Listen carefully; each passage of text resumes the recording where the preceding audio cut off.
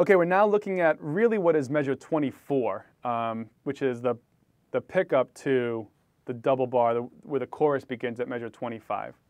So here's my initial thoughts about what was going on from measures 24 through 34. I was trying to deviate from the chords from the original recording. So everything I've told you before now has been, I tried to, at first actually just transcribe the original chords, and then I moved a little bit away from that and I based my reharmonization on the original chords. And now by measure 24, 25, as an arranger, my thought process was, I'm departing from the original chords completely. I'm now going to do my own thing. I'm just trying to find some ideas harmonically that interest me as an arranger and as a pianist, and that don't really have anything to do necessarily with what's going on in the original. That being said, there are plenty of times when the only thing that sounded good to me was what I heard on the record, and I just couldn't get that sound out of my head with anything that felt convincing, and so ultimately I may have decided to use a chord or two exactly the same way as how it was used on the recording. So let's jump back into measure 24, and I'll talk a bit about what I'm doing here and what's going on. So the melody comes back, the original, the chorus theme comes back here.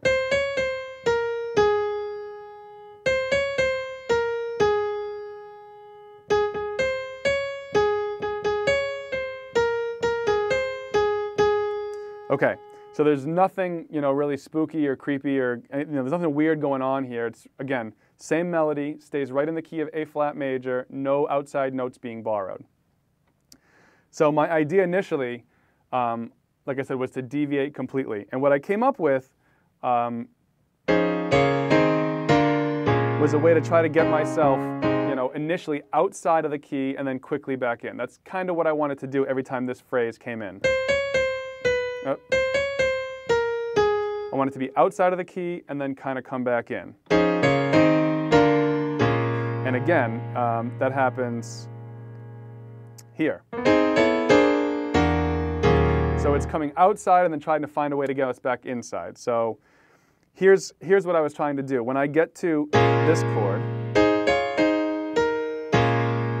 I was thinking B flat minor up to A flat, and then a whole bunch of something, and then doing another 5, E flat minor to A flat. Okay, so those were sort of my guideposts. Now, I don't have a lot of explanation as to why this works, and I can explain to you what it is, but I know that I've played these kinds of shapes a lot in church. So if you play a lot of church music, or if you've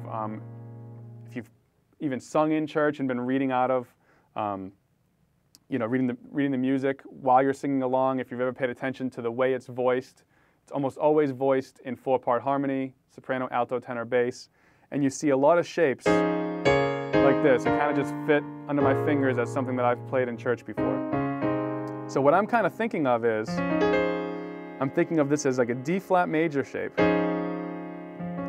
And this does come out of something that I've talked about in previous lessons that I've done on the site. But this is a shape that I love. And the very first time I was introduced to it was by a piano player named Russell Ferrante, who's the piano player for, why is the name escaping me? Russell Ferrante for the Yellow Jackets. Great piano player for the jazz fusion band called the Yellow Jackets.